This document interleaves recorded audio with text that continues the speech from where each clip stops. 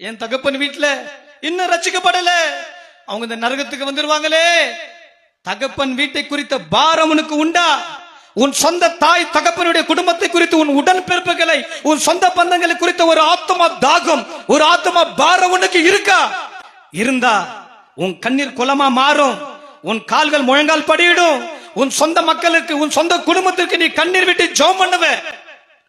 உடனே இன்ற போமதை சொல்லிட்டு போயிடுவேன். இன்னைக்கு சாயந்தரமே இன்றைய ரச்சனை நாள், இன்றைய அனுகிரக காலம். இன்னைக்கு சாயந்தரம் 5 மணிக்கு எங்க வீட்டுல ஒரு மீட்டிங் நடத்த முடியுமா? நாளை காலை நடத்த முடியுமா? ஏன்னா இன்னைக்கு காலம் செல்லாது. ஆத்மா வெளியேற பெற்றது. அவங்க இயேசுநாதரை ஏற்றுக்கலன்னா அந்த ஆத்மா நரகத்துக்கு போகும். சீக்கிரமா எங்க வீட்டுல ரட்சிப்பின் கூட்டத்தை நடத்துங்கன்னு நீ கேட்ப. ஆனா கேட்க மாட்ட. காரணம், உன் இருதயம் பாவத்தினாலும் பொல்லாப்பினாலும் உலகத்தின் அசுத்தங்களினாலும் அக்கிரமங்களினாலும் நிரம்பி இருக்கு.